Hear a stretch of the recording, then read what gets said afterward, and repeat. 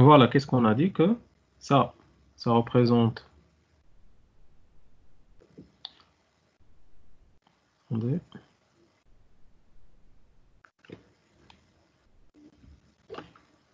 Ça représente le chargement de bobine. Ça, c'est la décharge. La charge et la décharge. Alors, regardez ici. Lorsque maintenant votre interrupteur il est fermé, c'est entre 0 et alpha t. Bon, lorsque l'interrupteur il est fermé, vous avez bien sûr un courant qui va circuler dans cette direction. Ainsi, il ne peut pas traverser la diode, parce que la diode est en polarisation inverse. Ainsi, le courant ID va être nul. Regardez ici, le courant ID va être nul ici. C'est clair? Mais le courant IS qui circule ici, il va être égal à I. Voilà, dans cette portion-là. Alors le IS va être égal à I. Maintenant, lorsque l'interrupteur il est ouvert, ça veut dire entre la période alpha t et t. Ça veut dire que IS ne peut pas circuler parce que l'interrupteur ici il est ouvert. Le IS va être égal à 0. C'est clair? Mais le courant, il va circuler à travers le ID.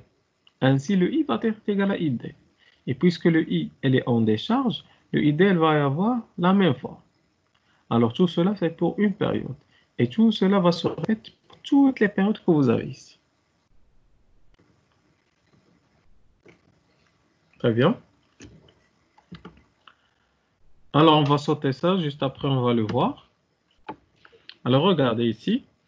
Si maintenant, votre I que vous avez ici est toujours différent de 0, comme dans ce cas, elle est toujours différente de 0. Le régime, il est dit de conduction continue. Il y a toujours une conduction. Il n'y a pas une interruption. Si maintenant le I de t est égal à t pour certains moments, par exemple pour celle-là. Maintenant, on parle d'une conduction qui est discontinue. Regardez ici, la charge et la décharge, elle est de type exponentiel. C'est clair? Mais en pratique, la constante de temps L sur R est très grande devant la période du t. Et c'est pour cela qu'on peut assimiler toutes les branches, ça veut dire cette branche de charge et cette branche de décharge, comme étant des portions de droite. C'est clair? Qui sont tangentes à l'origine des branches. Pour cela, je vais montrer une expérience.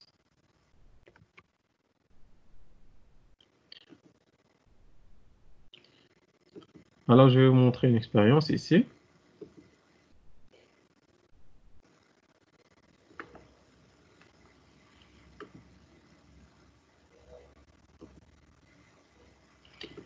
Sur le logiciel de simulation Simulink, sur lesquels j'ai fait, ou bien j'ai réalisé un montage hacheur en série. Et essayons de le comprendre.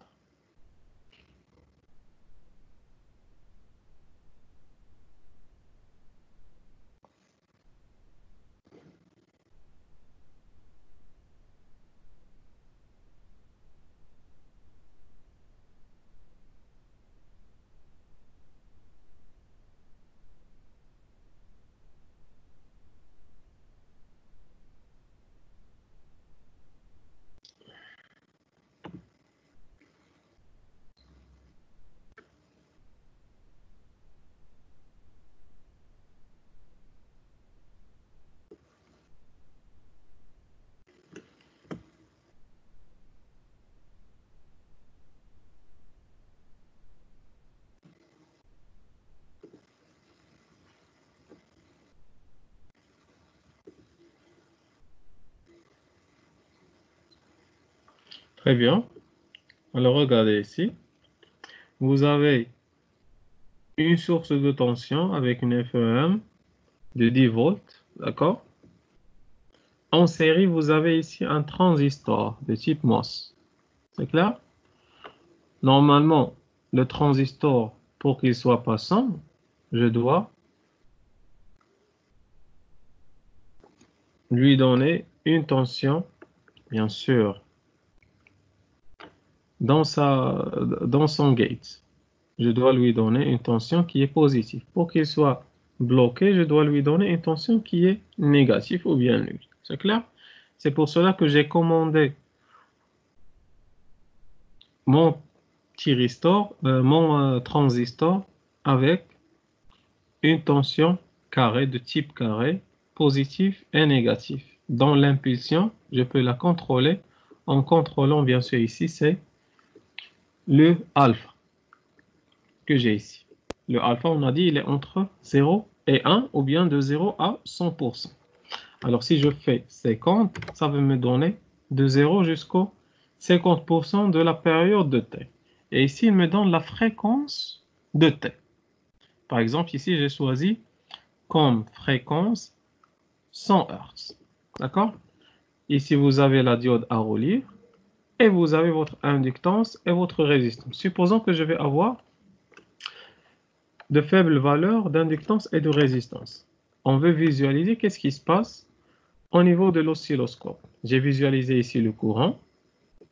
Le courant, il est en rouge et la tension au borne de la charge, au borne de LR, elle est en bleu.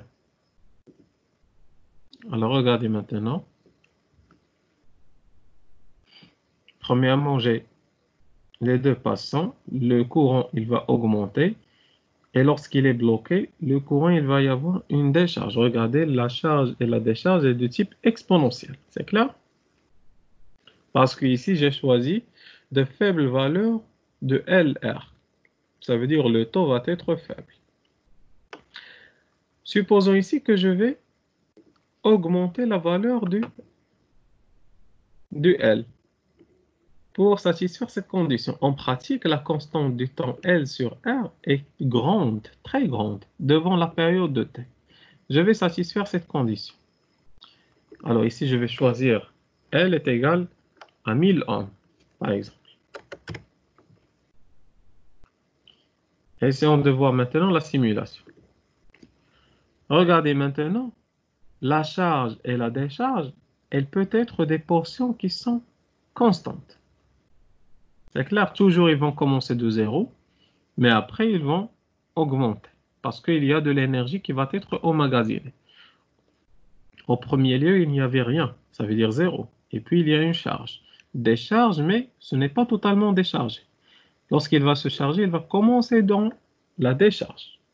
Ça, on l'appelle le Imin, ça c'est le Imax. Le Imin, le Imax. Ça veut dire la valeur minimale du courant et la valeur maximale du courant. Ce n'est pas nul, n'est-ce pas? Elle est nulle juste au début. Mais après, il n'y a pas une valeur qui est nulle. Et c'est pour cela qu'on veut qu'on a simulé, bien sûr, la charge et la décharge d'une manière linéaire. Ce n'est pas exponentiel. Très bien. Regardez maintenant si je change le alpha. Alors ici, je vais changer le alpha. Par exemple, le alpha, je vais lui donner, par exemple, 20%. Regardez la forme que je vais avoir. Maintenant, alpha est égal à 20%. 20% fermé et 80% ouverte. 20% fermé et 80% ouverte. Regardez ici, le courant, il est faible, la valeur du courant. Qui dit la valeur du courant qui est faible, la valeur moyenne du courant, dit aussi que la valeur de tension au borne de votre résistance, elle sera faible parce que la tension au borne de résistance, c'est le R fois le courant. C'est clair? Et maintenant, si je vous donne de grandes valeurs, par exemple 80, regardez, je vais avoir 80% de la période, elle va être l'interrupteur fermé et 20% ouvert. 80% fermé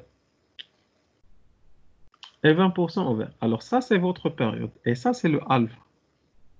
C'est clair, regardez, le courant, normalement, il va commencer de 0, mais après un moment, il ne va jamais atteindre le 0. On est ici dans le régime qui est continu, de conduction continue. C'est clair? Et regardez, la valeur du courant est augmentée. Ainsi, la valeur de tension de sortie.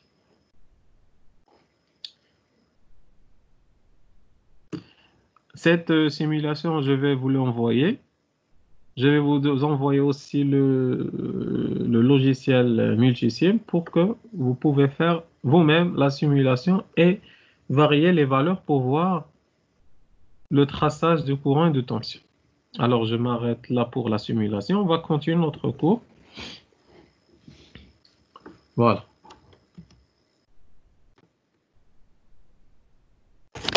Alors, essayons de faire ici un exemple. Essayons de faire un exemple ici. Supposons que mon hacheur, dans ce cas, il va alimenter ou bien faire varier une machine à courant continu, un moteur à courant continu. Moi, je sais que l'induit de la machine à courant continu, il a le schéma équivalent suivant. Une résistance de l'induit en série avec une inductance et une FEM interne. C'est clair? Et toujours, cet interrupteur, il est commandé de 0 jusqu'au alpha T en fermeture et de alpha T jusqu'au T en ouverture. Essayons maintenant de voir, lorsqu'il est fermé, qu'est-ce qu'on a comme tension et courant. Lorsque T elle est entre 0 et alpha T, j'ai le cas qui est fermé. Ça veut dire quoi un cas qui est fermé? L'interrupteur fermé. Lorsque votre interrupteur il est fermé ici, la première chose, la tension VAK va être égale à combien? Elle va être nulle. La tension au bord de votre interrupteur, ça va être une tension au bord d'un fil. Lorsque celle-là elle est nulle, le VS est égal à VC, n'est-ce pas? Parce qu'ils sont en parallèle. Alors le VC est égal à VS est égal à E, parce que le VS est égal à E. Le rôle du condensateur, c'est juste de stabiliser la tension E. Il ne va rien causer, parce que le E est égal à VS est égal à VC. Les trois sont en parallèle. Regardez maintenant le VD, il est de sens opposé. Pourquoi de sens opposé? Parce qu'elle laisse passer le courant dans un seul sens. Mais puisque le courant il est là, cette tension elle va être bloquée. Ça va être que le VD va être égal à moins E. Si la diode elle est bloquée, il va y avoir une tension. Si la diode elle est passante, elle est comme un fil, il ne va pas y avoir une tension. Maintenant, regardez. Celle-là, elle est bloquée. Le IS, le courant qui circule ici, il va circuler là. Le IS est égal à IC. Le ID, puisque la diode elle est bloquée, le ID est égal à 0. Essayons maintenant de tracer ou bien de calculer la loi de Mike que vous avez dans cette grande loi. Et supposons que R, elle est nulle, elle est négligeable. La résistance R, elle est nulle. Qu'est-ce que je vais avoir? Je vais avoir que le VC, la tension ici, est égal à quoi?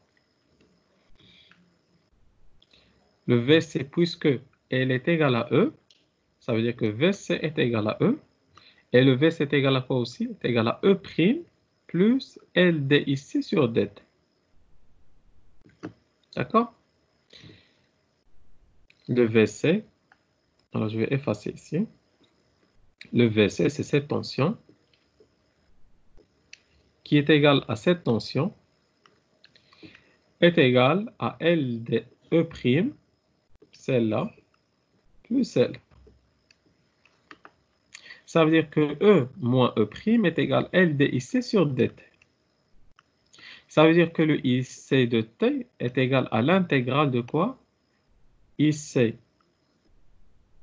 de T est égal à l'intégrale de E moins E' sur L. Et l'intégrale de ça, c'est E moins E' sur L fois T plus une constante. N'est-ce pas? Parce que essayez de faire la dérivée ici. La dérivée de IC de T, ça vous donne la constante, elle va être nulle. Et le moins E' sur LT, ça va vous donner 1 moins E sur L, tout simplement. D'accord? Alors, toujours, il y a une constante. Alors, comment déterminer cette constante? Alors, cette constante, on la détermine lorsque t est égal à 0. Dans la simulation, ici, qu'est-ce que vous avez vu? Lorsque le t est égal à 0, Lorsque t est égal à 0, bien sûr, qu'est-ce qu'on a? On a le IC de 0 est égal à une valeur minimale du courant. IC min. N'est-ce pas? Parce que, oubliez ici, supposons que l'origine du temps, il est là, à un moment. L'origine du temps, il est là à un moment. Ça, c'est juste dès le commencement. On va l'éliminer. Lorsque l'origine du temps, il est là, par exemple, ça, c'est le 0. Ça, c'est l'origine du temps. À 0, vous avez une valeur minimale du courant, mais non pas nulle. À alpha t, vous avez une valeur maximale. Minimale, maximale. Très bien. C'est pour cela que lorsque t est égal à 0, IC de 0 est égal à une constante, est égal à I min. Ça veut dire maintenant que ça, maintenant, c'est l'équation de IC de t. Très bien. Essayons maintenant de tracer ça sur un graphe. On a ces valeurs-là. On a dit que VK est égal à 0. Regardez, le VK est égal à 0. Vous avez le VC est égal à E. Ça, c'est VC est égal à E. Ça, toujours, c'est lorsque T est entre 0 et alpha T. VD est égal à moins E. Ça, c'est VD est égal à moins E. C'est celle-là. Vous avez IS est égal à IC. Regardez. Le IC, c'est quoi? C'est E moins E de T sur L, T plus IC min. C'est une droite. D'accord? Qui commence par IC min. Ça, c'est la valeur IC min. Et elle va augmenter jusqu'au alpha T. On va voir est égal à combien à alpha T. Ça, c'est une droite.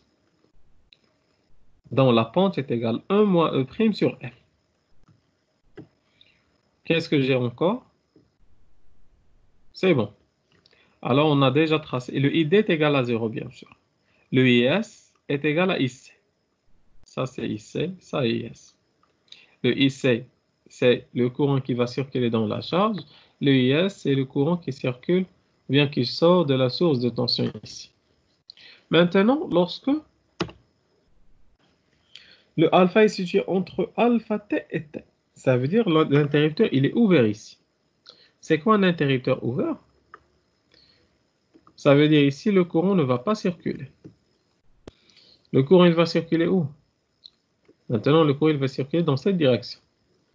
Dans la diode à roue libre. Regardez, le courant, il est dans cette direction. Ça veut dire la diode va lui laisser passer. C'est pour cela qu'on l'appelle la diode à roue libre. Dans ce cas, qu'est-ce que j'ai? J'ai le VK est égal à VE, n'est-ce pas? Parce que ici, si je fais la loi de May, la tension au bord de la diode, puisqu'elle est passante, elle va être nulle. Ça veut dire VD est égal à 0. Ainsi que le VK va être égal à VE, qui est égal à VS. Regardez. VK est égal à VE. VD est égal à 0. Et le VC est égal à quoi? Le VC est égal à 0. Pourquoi? Parce que la tension au bord d'une diode, elle est nulle. Voilà. VC est égal à 0 et VD est égal à 0. Parce que VC est égal à moins VD, lorsque vous voyez ici. Maintenant, pour le courant. Le courant, qu'est-ce que j'ai? J'ai VC est égal à 0 est égal à E' plus LDI sur DT. Ça veut dire que moins E' est égal à LDIC sur DT. Ça veut dire que IC de T est égal à moins E' sur L. Mais regardez, facteur de T moins alpha T, n'est-ce pas? Parce que AT est égal à 0, je n'ai pas une valeur qui est nulle. J'ai une valeur déjà maximale, n'est-ce pas? Parce que ici, il y a un décalage de alpha T. C'est pour cela que je dois introduire ce décalage, ce retard. Ici, il n'y a pas un retard parce qu'on a commencé de l'origine, mais ici, on a un retard. Parce qu'on commence, l'origine maintenant, c'est alpha T. C'est pour cela que T moins alpha T. Plus une constante aussi. Cette constante est égale à combien? Maintenant, lorsque IC lorsque t est égal à alpha t, IC de alpha de t est égal à une valeur maximale du courant. Ainsi, la valeur du courant dans cette portion va être égale à moins E' sur L, facteur de t moins alpha t, plus IC max. Très bien. Ainsi, je peux tracer les différentes graphes. Et tout ce qui reste, c'est la répétition de ce qu'on a tracé. Et vous allez avoir celle-là. Alors ça, c'est le schéma des graphes, chronogrammes, des différentes valeurs de tension et de courant. Ce qui nous intéresse, c'est la valeur moyenne de la tension. Tout simplement, la valeur moyenne de la tension VC, c'est la valeur de la charge, tension de charge au borne de votre moteur, parce que ça, c'est votre moteur, égale à combien? C'est 1 sur T, l'intégrale 0 T VC de T, n'est-ce pas? Pour une période. Il est vrai, elle est vraie, ça veut dire il n'est pas nul pour 0 jusqu'au alpha T est égal à E. C'est 1 sur T de 0 à alpha T de E, ça vous donne le alpha E. Ça veut dire que je peux varier la valeur de la tension VC en ajustant sur le alpha. Puisque le alpha est entre 0 et 100%, on a vu dans la simulation que je peux bien sûr le faire varier. Et voilà. Maintenant, on va voir, puisqu'on veut ici, un courant qui est continu pour alimenter notre moteur. Regardez ici, le courant, il est comment? Il n'est pas vraiment continu. Il y a une ondulation dans le courant, n'est-ce pas? Cette ondulation, elle est de l'ordre de combien? Alors, cette ondulation, elle est entre un Imin, une valeur minimale, et Imax. L'ondulation, on l'appelle delta I. C'est delta IC. Est égal à quoi? Comment peut-on déterminer l'ondulation? C'est Imax, la valeur maximale du courant, moins Imin. Et comment je peux déterminer maintenant le delta I? Regardez. On a déjà calculé cette équation pour la phase de décharge et cette équation pour la phase de charge. Alors, on va prendre ces deux équations ici. Ça, c'est l'équation de la phase de charge. Ça, c'est l'équation de la phase de décharge. D'accord? Maintenant, regardez ici, ça alpha t, ça c'est t. Prenons cette équation. Lorsque maintenant, le t est égal à alpha t. Le I de alpha t est égal à combien? À cet instant-là, qu'est-ce que j'ai? Est-ce que j'ai le Imin ou bien le Imax? Bien sûr, à 0, j'ai le Imin. À alpha t, j'ai le Imax. À t, j'ai le Imin aussi. Alors, maintenant, pour cette équation de charge,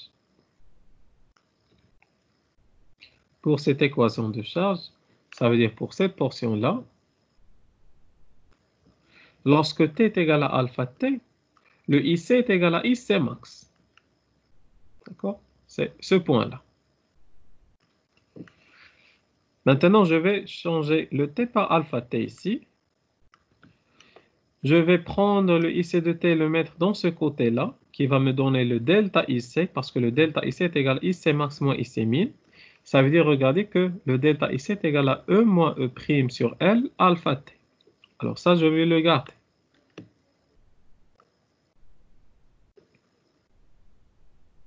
Alors ça, je vais le garder. Le delta IC est égal à cette valeur. Très bien. Maintenant, je vais prendre pour la deuxième aussi.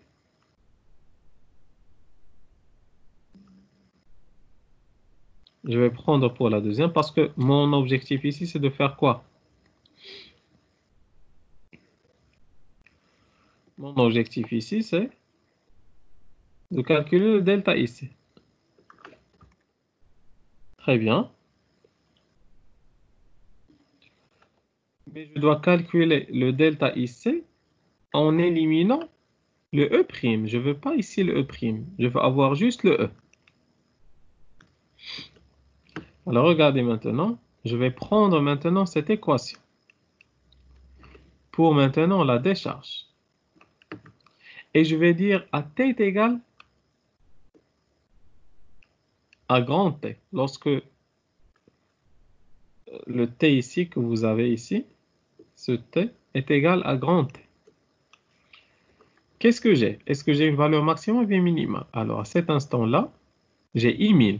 Ça veut dire lorsque IC de T est égal à T, ça veut dire à la période T, j'ai une valeur I1000. Maintenant, je peux faire, je mets le moins E sur L, T moins alpha T dans ce côté et le I1000 dans ce côté. Cela va me donner le Imax moins I1000, c'est le delta IC, est égal E' sur L, T moins alpha T. Et je vais avoir la deuxième équation qui est là, de IC de T, de delta IC. Alors regardez, delta IC est égal à cette valeur, est égal aussi à cette valeur. Alors je vais faire l'égalité entre ces deux valeurs. Qu'est-ce que je vais avoir? J'ai delta IC est égal à cette valeur et delta IC est égal à cette valeur. Ça veut dire que ça est égal à ça. D'accord?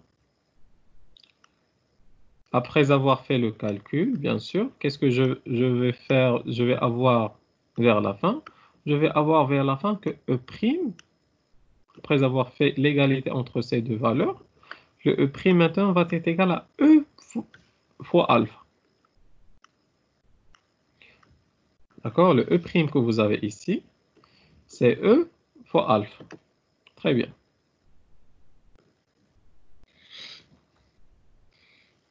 Bien sûr, vous pouvez suivre ici la correction et vous allez tomber sur cette valeur. Maintenant, je vais changer ça dans la première valeur que j'ai calculée de delta IC. Alors ça, c'est la première valeur que j'ai calculée. Et j'ai trouvé aussi que E' est égal à E fois alpha. En remplaçant les valeurs, qu'est-ce que je vais avoir? Je vais avoir que delta IC est égal à E fois T sur L, facteur de alpha moins alpha carré. Et le TC, c'est quoi aussi? Le T, c'est 1 sur F. Ou bien est égal à E sur L fois F, facteur de alpha moins alpha carré. Ça veut dire, moi, je veux ici une tension qui est constante. J'ai ici une ondulation entre Imax et I1000. Je sais que cette ondulation, c'est delta IC, est égal à Imax moins I1000. Si je veux avoir une ondulation la plus faible possible, qu'est-ce que je vais avoir? Parce que pour avoir un courant continu, je dois avoir le delta IC la plus faible. Ça veut dire, qu'est-ce que je dois faire? Je dois soit augmenter la valeur de mon inductance, ou bien augmenter la fréquence. Et pour cela, regardez que la fréquence, elle est très importante dans le hachage. Le fait d'augmenter la fréquence, cela va diminuer l'ondulation du courant. Ou bien augmenter le L. C'est intuitif parce que si j'augmente la valeur de l'inductance, cela va lisser le courant. D'accord? Regardez ici, j'ai le L qui apparaît en bas. Le fait d'augmenter le L, ça va diminuer le delta ici. Ou bien, le fait d'augmenter la fréquence, cela va diminuer le delta ici. Et c'est pour cela que généralement, pour les grandes fréquences, on utilise un transistor de type MOS. D'accord? Parce qu'il peut supporter les grandes fréquences jusqu'aux 30 kHz. Maintenant, regardez. Je sais que pour diminuer le delta IC, je dois augmenter le L et je dois augmenter le F. Mais qu'est-ce que je dois faire avec le alpha? C'est pour cela que je dois voir le delta IC en fonction de alpha. Quand est-ce que le delta IC est maximal et quand est-ce que le delta IC est minimal? Pour que le delta IC soit minimal, il faut que le alpha normalement ici est égal à combien? Regardez, si je remplace le alpha par 0, je vais avoir le delta IC est égal à 0. Et si je remplace le alpha par 1, le delta IC va être égal à 0 parce que 1 moins 1 va être égal à 0. Mais quand est-ce que je vais avoir un delta IC maximal? C'est pour cela que je vais calculer quoi? Je vais faire le D delta IC sur D alpha est égal à 0. Et je dois calculer, bien sûr, pour quelle valeur de alpha je vais avoir. Et je dois calculer le alpha. D'accord? Lorsque vous allez faire la dérivée de delta IC par rapport à D alpha est égal à 0, vous allez trouver que alpha est égal à 0,5. Vous allez avoir une valeur maximale pour alpha est égal à 0,5. Pour alpha est égal à 0, vous allez avoir un delta IC, elle est nulle. Et alpha est égal à 1, vous allez avoir un delta IC qui est nul aussi. Mais vous allez avoir une amplitude, une variation maximale, ou bien une ondulation maximale lorsque le alpha est égal à 0,5. Maintenant, si je remplace le alpha ici par 0,5, je vais avoir que l'ondulation maximale IC max est égale à E sur 4 LF. Et ça, on l'a vu aussi dans la simulation. Regardez, si je veux diminuer l'ondulation, je vais prendre le alpha, par exemple, est égal à 100%. Regardez, si je prends ici le 100%, je vais avoir une ondulation qui est minimale. Regardez la forme de courbe.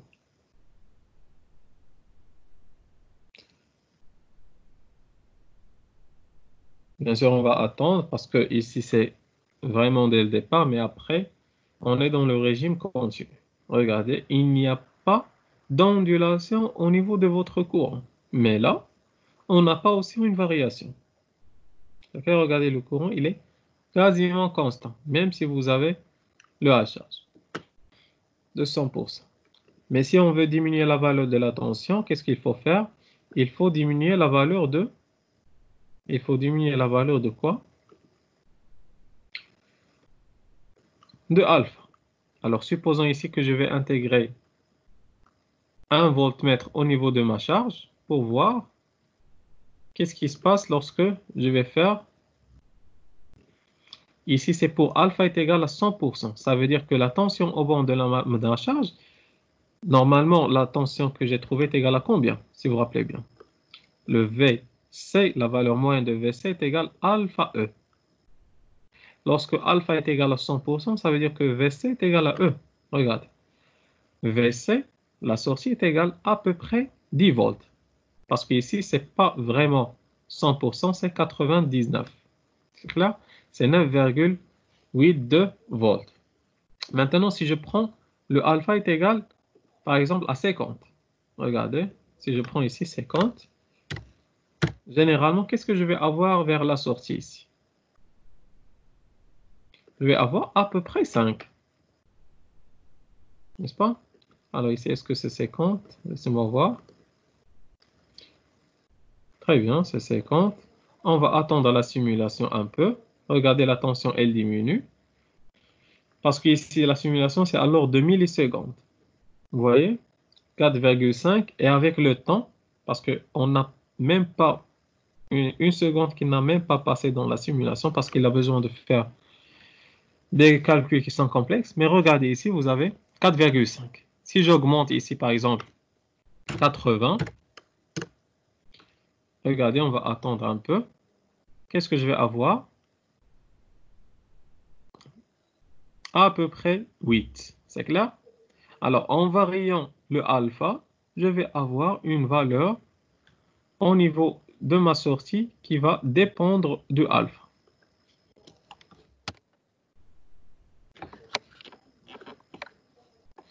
Alors, le hacheur série se comporte comme un transformateur de courant continu abaisseur. Bien sûr, c'est un abaisseur. De rapport de transformation alpha, continuellement variable de 0 à 1, ou bien de 0 à 100%. Pour ces raisons, il est souvent appelé un hacheur dévolteur, parce que c'est un hacheur qui vous donne une valeur moyenne inférieure ou égale à la tension d'entrée. En réalité, le rendement d'un hacheur n'est pas 1, mais il est supérieur et alors de 0,95 parce que il y a des pertes au niveau bien sûr de la consommation de vos interrupteurs, des lignes, etc. D'accord? Alors on s'arrête là. Ça c'est la première partie de H1.